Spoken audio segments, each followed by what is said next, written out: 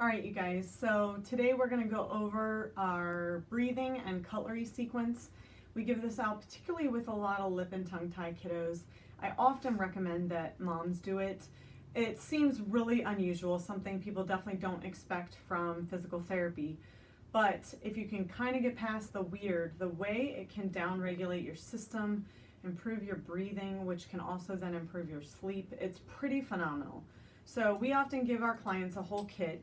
Two of the main items that are in there, one's a neti stick and then the cutlery. And so for adults, what we're going to go over today, you would do the sinus spray, which is also in the kit. A couple squirts on each side. You can just dab your nose or blow your nose. Again, we're really trying to get that airway clear because we should all be silent nasal breathers without a ton of effort. There's so much congestion and allergies and different things that really helps with that too.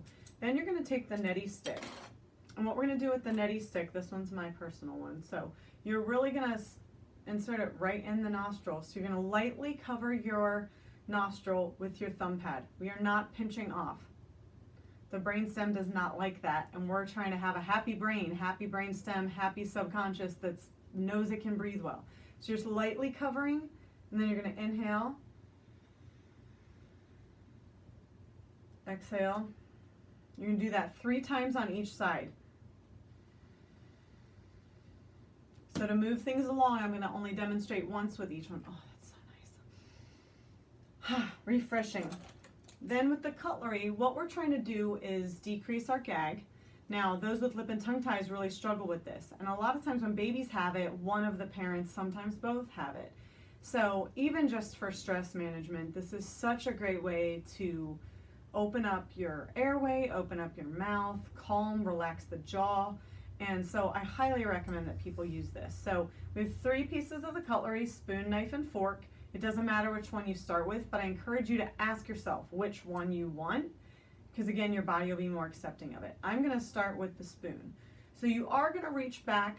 Most of our tongues are curved like this. You want to make sure you get to the back side. If this is my teeth up here, you want to get to the back side of that curve. The worst that's going to happen is you gag a little bit. None of us should gag until things actually go to the way to the back of our mouths and start to go vertically down our airway. But I'm sure you've all probably noticed you're eating something or you're brushing your teeth and you slightly gag yourself, especially if you brush your tongue. So that's not normal. We should have, that's too accelerated or heightened of a gag reflex. You take the spoon, 3 swipes on the tongue, 3 swipes on the roof of the mouth. Then we'll reference the hum and swallow video also, but you place this between the teeth, lightly close your lips, then you're going to do the inhale, exhale and hum, and then find your swallow. I'm going to move through this video so you're not watching for 20 minutes, but you want to give yourself as much time as you need. So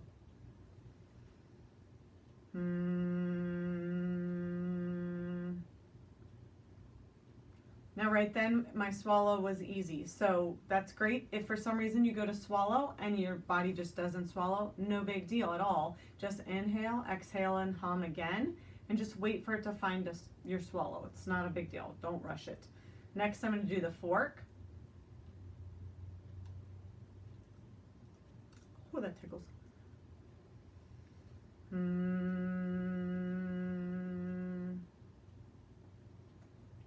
And then the knife.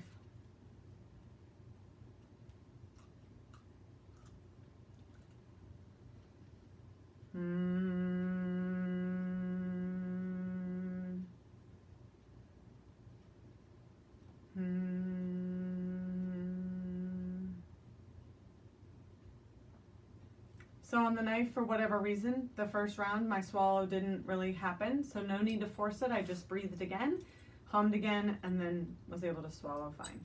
So, especially on the knife, because it's so narrow, kind of try to do left, middle, right with your swipes on the roof of your mouth.